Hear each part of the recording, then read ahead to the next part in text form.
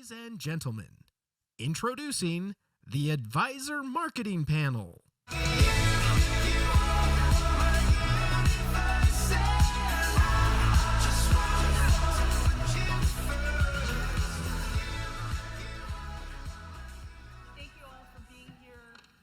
want to give a warm welcome to all of you. Thank you, Riskalize. Thank you, Aaron Klein. The reason why we chose that song, Universe, is because Gavin Spitzner, wherever you are, and when you rewind this video and you get this is from our panel to you. So while you're nerding out in recovery, you are part of this fearless investing community that we're here today. We also have one other that I'd like to present to you, Samantha Russell, for your husband, Ryan. Thank you.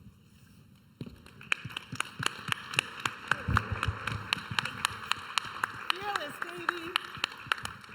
So you guys are in for an incredible treat right now because you've got the best marketers on the planet right here, and you've got the greatest seats. So who's ready? Woo! Okay, come on, who's ready? Woo! Thank you. So we're going to kick it off. I want them to introduce themselves to you. Diana, let's start with you first. Yes, hello everyone. My name is Diana Caprices. I'm the Vice President of Enterprise Development for a company called Snappy Kraken. We're an automated growth marketing program built for financial advisors.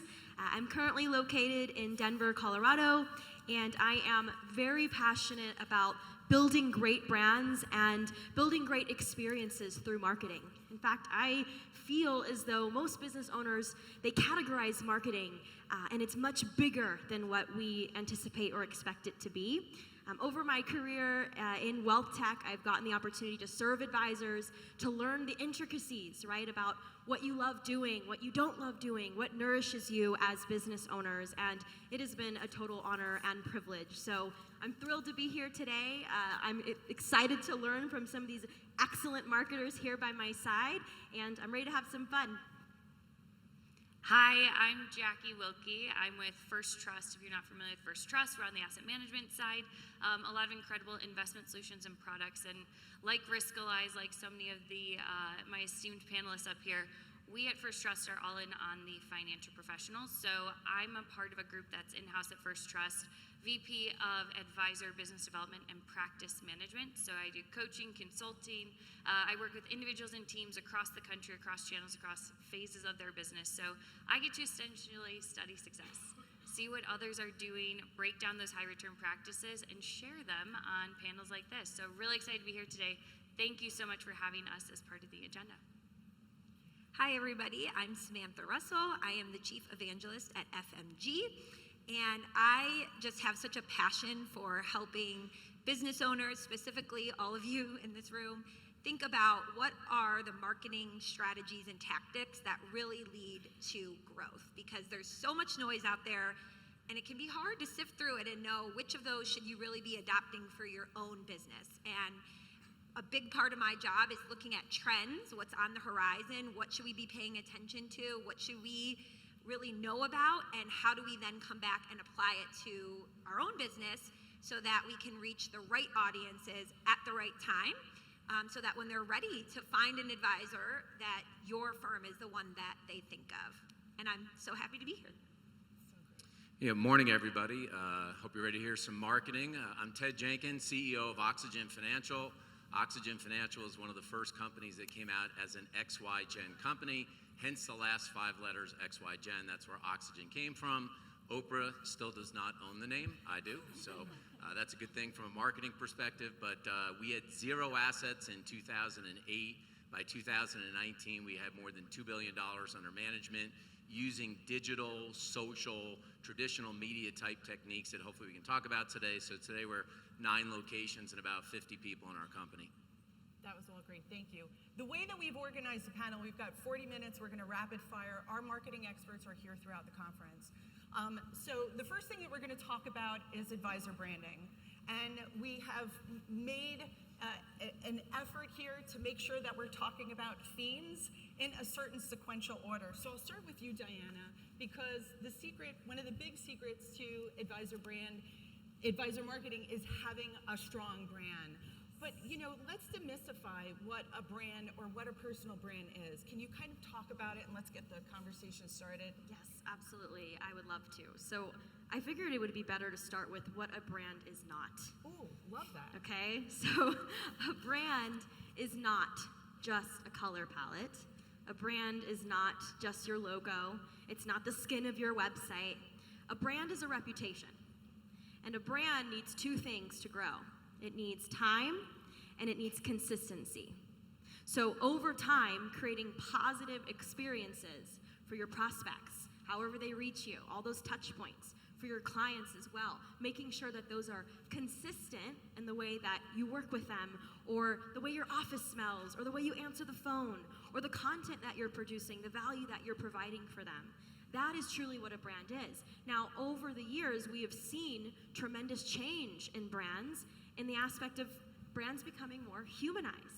So now we're not seeing just the company logo anymore, right? We're seeing leaders in the company, faces of the company. We're seeing companies that share social causes that they care about, and that's what consumers want, right? Especially in the nature of financial advisory and advice.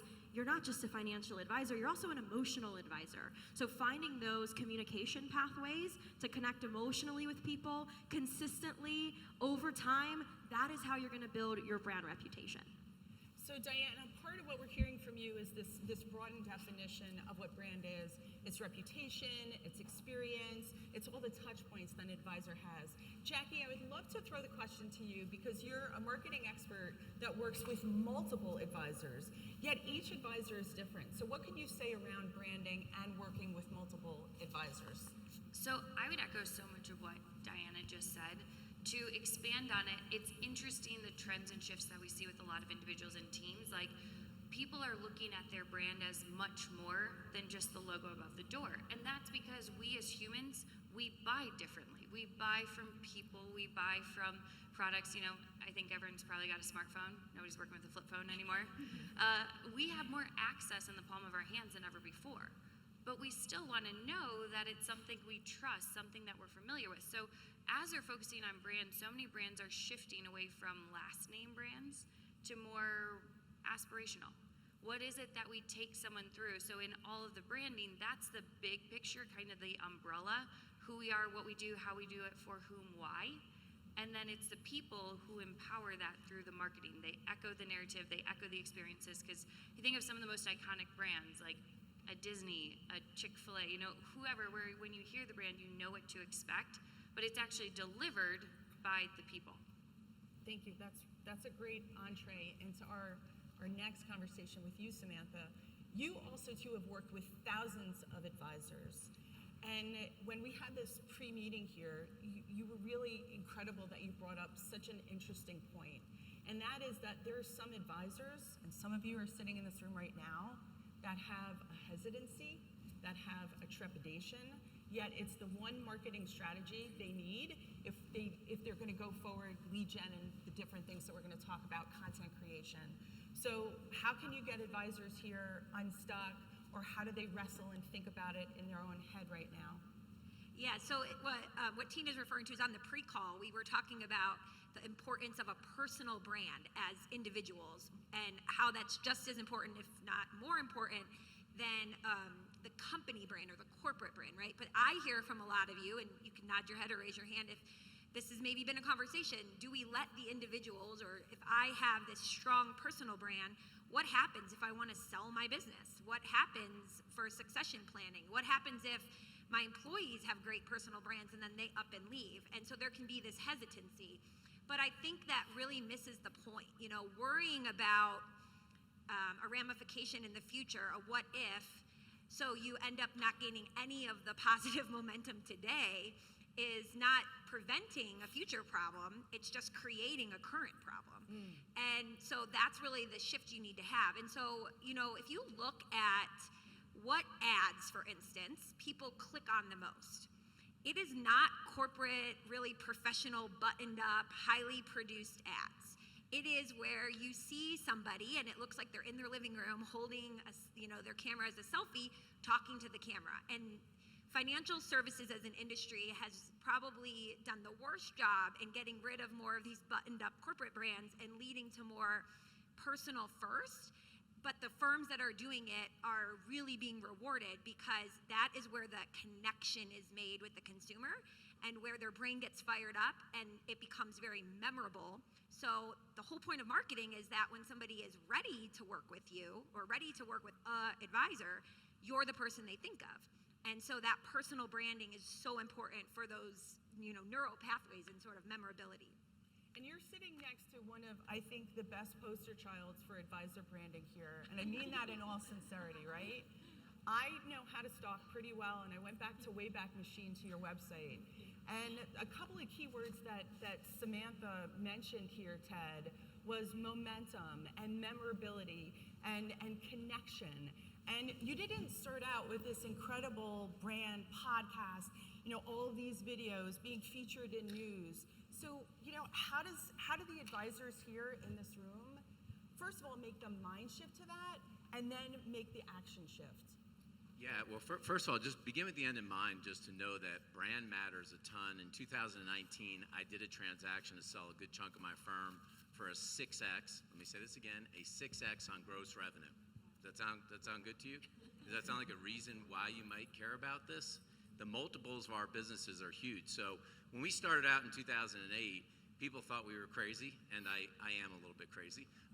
But we had an oxygen machine in our lobby. Like literally, I put oxygen into people's noses, and they did it. I had gaming machines that are in there. I didn't have a Wall Street Journal. We served Yoo-Hoo and Tab and Cheerwine, everything that you would not think about. This is almost 15 years ago in a traditional office. And from there, we really got into blogging in 2008. I couldn't have spelled blog in 2008, but I just started doing it.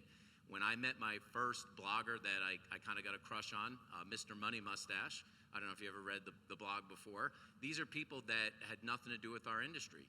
And from there, I got into doing media. I still now, 10 years later, every weekend I do headline news for CNN. So if you ever turn it on the weekends, it's Rob and me during the week. I do it during the weekends. And then I started podcasting in 2015 with the Shrimp Tank. Whole point of telling you all this is that this takes time to maturate. You have to have patience when you go through it. For a year, you're probably not going to see any results. And that's where a lot of advisors get impatient. But if you build it, the lead funnel works in reverse. You don't have to push at marketing all day long. You can pull and have people come to your website. And that's the difference to me of having a brand, is that people chase you. You're not chasing them. Perfect. So step one, everybody, is that personal brand, is that branding, understanding who you are, what kind of experience you want to create. Now we're going to dive a little deeper into the next pillar here, and that is content. Because again, the way that you're going to build your brand is through content. Here, all of my content creators, branding specialists, and marketing are here. Jackie, I want to turn the conversation to you around branding. If we think of a personal brand as like a chassis of a great automobile, you still need gas. There's different types of gasoline. And if we look at that kind of metaphor, content could be that gasoline. There could be different grades. So where does an advisor start out? Again, you work with a lot of different types of advisors. How do you get unstuck with the decision to do a podcast, social media, clean up your website, Google My Business? Where would advisors in this room start? Ooh, I think we could talk for hours about content with this panel. So when it comes to content, content's critical, especially in this environment. If it's educational, it establishes your credibility, your expertise. It positions you as an authority. If it's more on the qualitative side, it's sharing who you are, who your team is. It can highlight your human capital. Who are the people that clients are going to email, call, sit down with, spend time with behind that brand. As far as getting started, the first place whenever I'm coaching an individual or a team, first place we start is, who do you want access to and attention from? At the end of the day, that is what we're trying to do. I know Samantha's used this analogy before. How can you be a magnet? How can you attract your ideal person to you? Which means we have to be comfortable repelling people who are not a good fit. Who do you want access to and attention from? Whether it's a life phase, a personality, a habit, a value, investable assets, the solutions and services they need. Because keep in mind, most people don't know what they don't know. Most of the clients that you would like to work with have no idea that you are the best solution for them. So we have to reverse engineer it. The content, whether it is on a channel like video, podcast, whatever have you, we have to reverse engineer it. So it's highly relevant, highly engaging for our sum. And there's different levels based on your capacity. I always talk about 3 engagement paths. All we say is a one-to-one, a one-to-some, or a one-to-many. One-to-one, that's content that's highly personalized, highly customized. It's a unique touch point. You're only doing it with a few people any given day, any given week, any given year. One-to-some, that's you're speaking to the collective, the community. Their frequently asked questions, their pain points, their keywords, their obstacles, their opportunities. One-to-many, that's your content, that's visibility. It's when you're on TV, it's your newsletter, your blog, the things that go out to your audience of 5,000, 10,000, 15,000 people. And whether it goes out to 5 people or 500 people, it's no additional work. So it helps protect that capacity. So think about who you want access to and attention from, the most relevant channels for them, for you, what your paths are, and then the content will come because you know what to talk about. You already have it. It's just pulling it out in a way that you can actually use it in practical sense. Jackie, that's a great segue for Diana. I want you to talk a little bit about action, and we're going to get to the engagement piece and the trend piece with Samantha and Ted. But what we start to see right now is every single advisor in this room wants to have that call to action, wants people to, pick up the phone, send an email, and create some form of a meaningful dialogue. So talk to us about the type of content that an advisor would use. You've got the nurture content on one side and growth content on another. So let's gear more towards that growth. We're happy to talk about the nurture another time, but kind of lead us in that direction. What do you see working right now from a messaging and marketing perspective embedded in the content? So advisors love to talk about growth marketing over nurture marketing. 9 times out of 10, they're only focused on leads, and I totally get that. And we're definitely going to talk about nurturing because your lead generation efforts are only as good as your nurturing efforts.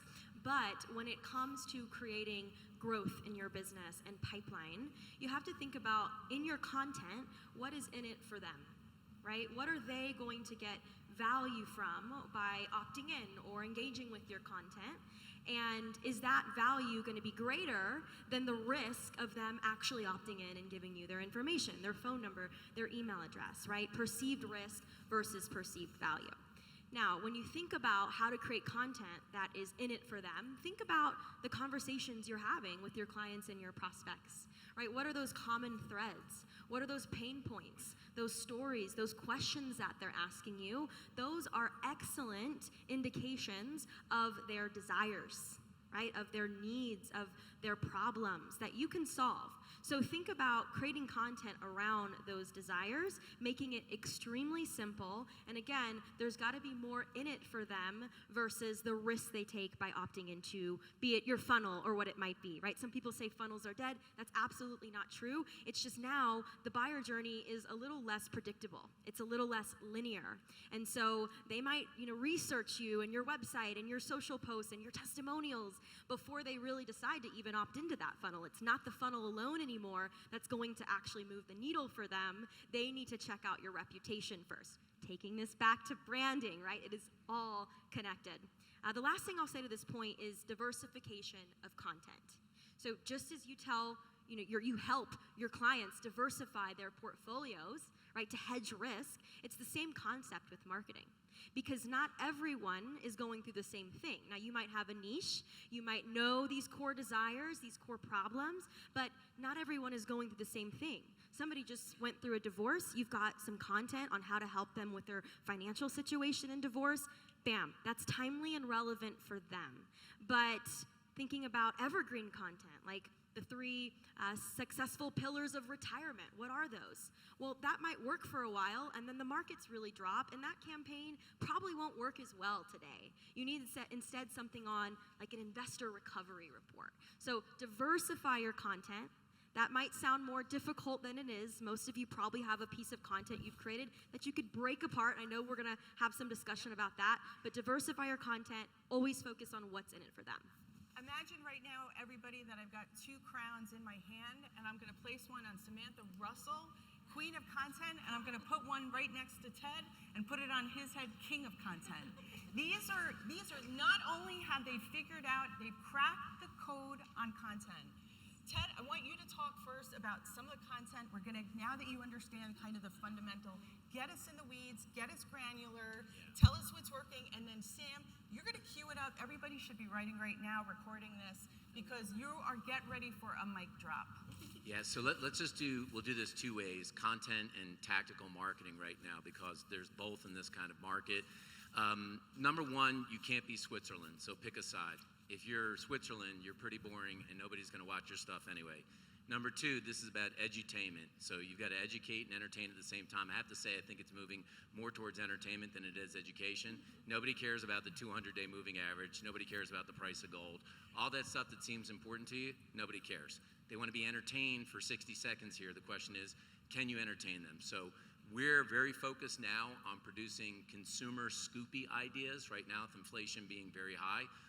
I actually just shot stuff inside of Target and Walmart, which for those of you that manage people that have $5 million, you're going to say, oh, $5 million person's not going to care about that. Sure they do. Everybody wants a deal. Your clients that have the most money are the cheapest people. Number two. Everyone shops at Target. Everyone shops at Target. Look for my Cat and Jack thing on it. It's pretty interesting. Tactical marketing right now, we are aggressive and tactical on cash management. Right now, you know, the banks are gluttonous. They're paying nothing. All of you are probably looking at treasuries or T-bills or things like that. You want to write notes about that. We have major messaging going out about 83B elections. People are going to get stock in here and things beaten down. People do not understand 83Bs and how they work. And we're giving those kinds of ideas tactically right now through some of the automated marketing that we do to bring in cash, right? Because at the end of the day, for all of us, what's this about? Well, the markets are down. That's when you should be spending the most marketing money to bring in the most amount of cash. If you believe the markets are going to go back up, I do, or otherwise I wouldn't be doing this. So those are just some things that I'd be thinking about. One more thing, the million dollar content, piece of content, the million view. Oh, yeah. So look, one thing just to know in here, if you're going to start writing or doing videos, you just have to say to yourself, like I did, like, who cares? I'm going to try stuff that could be interesting. I never know what's going to happen. I'm literally the number one person on the internet to tell you what you should give for a bar mitzvah gift. Now that sounds like the weirdest thing in the world, but the Chicago Jewish Times, and I mean, whether you've gone to one or not, forget about it. I just want people to come to my website. That article alone, I get 1 million views a year on people. Who knew so many people are looking for bar mitzvah gifts? But it doesn't really matter. That content worked really well. When I wrote it, I thought it was a piece of crap. But you know, it doesn't really matter what I think. The internet will tell me over time. So when you have an idea, if it feels relevant to you, write it. If you're embarrassed about what you're writing, then this is what I said about Switzerland. Do you care if everybody likes you? Ken Fisher definitely does not care if everybody likes him at all. Correct, right? He's always like, don't buy annuities. The whole thing of it is he doesn't care, and neither should you, because you don't need everybody to make a practice. I don't need everybody. I need like a couple thousand people to like me. If everybody else hates me, great. It doesn't really matter in the end. I need to get those people that like me and trust me to want to come to me. So that is just food for thought. Thank you for offering that. I think that's such a powerful example. Samantha, I'm ready for this. I can't wait for you to talk about trends. Everybody should be really queuing in and listening because content's a moving target. I think one of the things that's really interesting right now is looking at what are the people that really control what we see when we go online to look for something. How are they changing the algorithms and what is shown to us? I'm always really focused on that because as much as our content, we create it, who it gets shown to is really a lot of times, you know, at the mercy of the YouTube algorithm or what Google decides to display. And so there was a recent conference where a Google executive made an offhand comment. He really wasn't supposed to talk about this, but he said that Google has been closely monitoring this new trend where almost 40% of young people, when they go to look up a best burger restaurant or a new makeup product or, you know, whatever it is they're searching for, they don't go to Google. They go to TikTok or Instagram to make those searches happen. Almost 40%. And Google is really concerned about this, right? They want people to be using Google in order to find content. So what did Google just a week or two ago come out with? They announced that they are redoing the way searches will be shown to all of us So now when you search for something, they're going to be moving to a much more visual and video search experience. So if you are searching for something, what you get is going to be a combination of video content, images, maps, things that are a lot easier to absorb with all of our senses. And we know that our brains process imagery 60,000 times faster than text. I could tell you all about what, Mexico City looks like and describe it to you, or I could show you a couple pictures and you're immediately going to pick that up. And that is why we're all drawn to this visual and video content. So this is a trend that is not going away. People sometimes will say, well, I don't care what young people are doing because they're not my target audience. Do you remember when nobody was on Facebook but college kids? And a couple years later, everybody was on Facebook, right? Where the young people start is where we all end up eventually going, and those trends just accelerate. And so for all of you, what does that mean? No, I'm not suggesting you all need to go start a TikTok account tomorrow, but what I am suggesting is that we are moving, and we're already in what we call the zero-click content world. And what that means is that it's no longer okay to write a blog post and say, check out what's going on with CPI, core CPI. Instead, you need to give those takeaways of what you wrote in your blog post when you share it on social media. So somebody doesn't even have to click over to your website to get it. You're giving that value away up front. And that's why we see things like Twitter threads or LinkedIn posts where people are using all 3,000 characters of the LinkedIn post. It's why short form, digestible content, reels, and stories are so popular on YouTube and Instagram. None of us want to read a blog post, that's 2,000 words if we're just exploring a topic. But if we see a 60-second video on it that's really interesting, we might end up clicking over to read the 2,000-word blog post. So getting in the habit of creating short, digestible content is really going to be crucial for the firms that, nail this marketing game. Thank you for that. So we've got, with respect to time, and I want to get to two last questions. So I'm going to ask you to just keep your answers a little bit more brief. So I want to hear more about the lead gen piece and content. So I'll go with you, Diana, and then we'll go down the horn, and then for the last question, I'll reverse it. But what do you see right now working in terms of lead gen? Because all of the advisors in this room want to grow their practices, and that's why they came here for this session. Yeah, so as I mentioned earlier, your lead gen efforts are only as good as your nurturing efforts. And we talked a little bit about offers and what's in it for them, and obviously what Samantha said with branding and content, really creating those pathways for them to reach that longer form content that most of you are much better at than even short form content because of the level of depth and expertise that you have. But with nurturing, where we've seen a lot of success, and every year we analyze millions of data points across thousands of campaigns launched by financial advisors. And believe it or not, it is not the emails that have the perfect template with the perfect block of color and your logo there with the video or some text. That's actually not moving the needle when it comes to taking leads and nurturing them and building that trust with them over time. More simple, personal, text-based emails. You don't need the color, you don't need the block, it doesn't have to be fancy. It can literally just be a plain text email. That is what we're seeing that's moving farther. Because people read that and they think, oh, this advisor sat down and they clearly wrote this email out for me personally. And that goes a lot farther than them receiving something and saying, oh, this has gone to everybody on their list. So think about that, keep it simple. It doesn't have to be crazy colors, branding, blocks, color, etc. Thank you for that. Jackie, what do you have to say about that?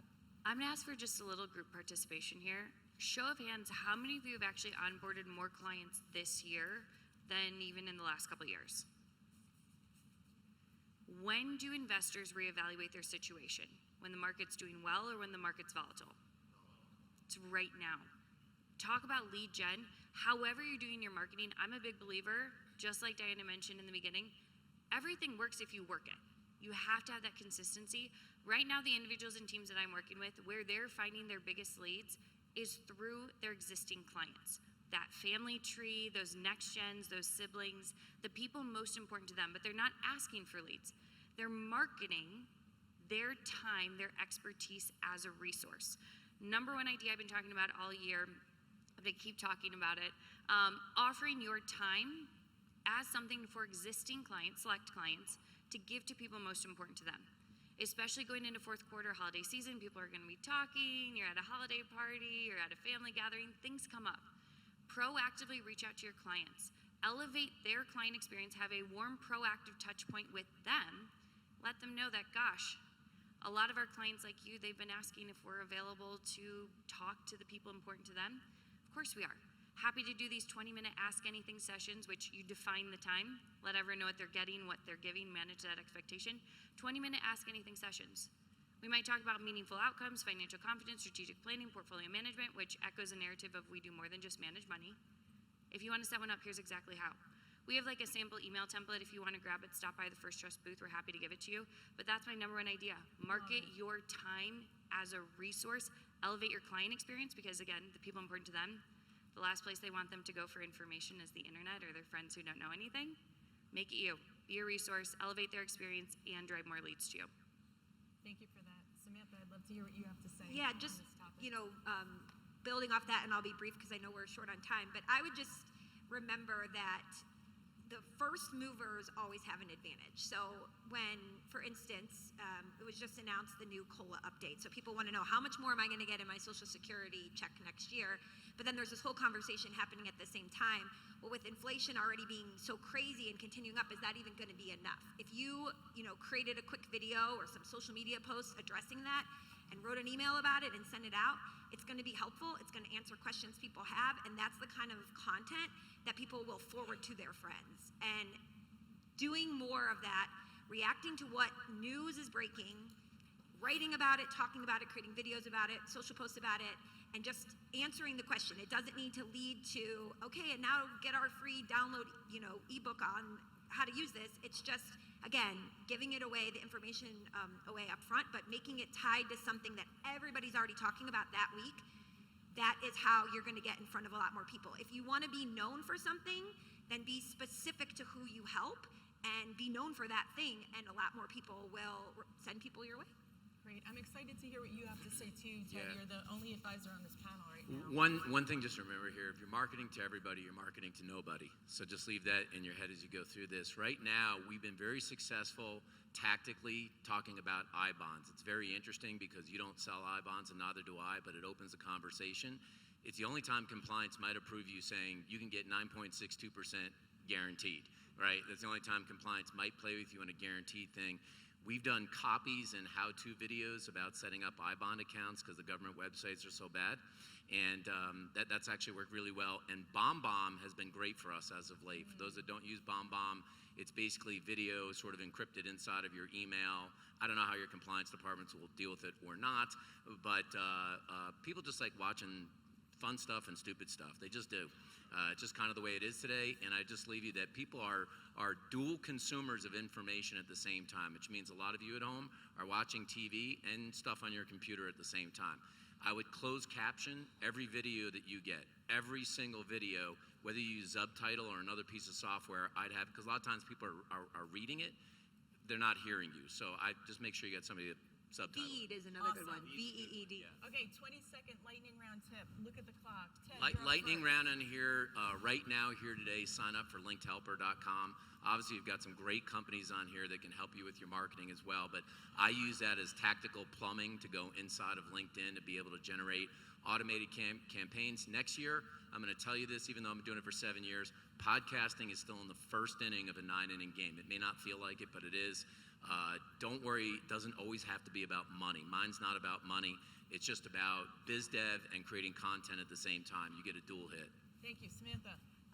Get Google reviews and use them as social proof across all of your other website, blog posts, emails. Google reviews. People want to hear from other people who've used your service, and where a referral, you ask one person to give it to one person. A review, you get it once, and it goes to work for you over and over again over time. Good, Jackie. Do something this fourth quarter. Experience marketing is a big part of your marketing. Do something this fourth quarter. We've got a full list of ideas of things you could be doing. Pies at Thanksgiving, holiday wreaths, Harry and David pairs. I don't care. Do something for your select clients, select prospects. Stand out this quarter as they're gathering friends and family. The other thing is leverage and outsource. You have some incredible resources here. Riskalyze, leverage, outsource, leverage, outsource. Get more time back in your day to spend being with clients, being with prospects, doing the things you do. 15 more seconds. Okay, I challenge all of you to humanize your brand in the next 12 months. Podcasting, absolutely. 60 million Americans are listening to podcasts regularly. Only 2% of financial advisors have a podcast. Just yesterday, I was in a breakout session, proud mouth, and I had an advisor there say, the podcast is almost the one thing that's differentiating me from the advisors in my area, and I keep getting clients over that. Podcasting, text messaging is a second channel. We obviously don't have a lot of time to talk about that, but think about creating those emotional experiences. Everyone has a phone. We're with it all the time. That's where you reach. Market to where your market is. Thank you, and I'll close it out. Everybody here in this audience, with regards to your marketing, be fearless. Yes. Thank you.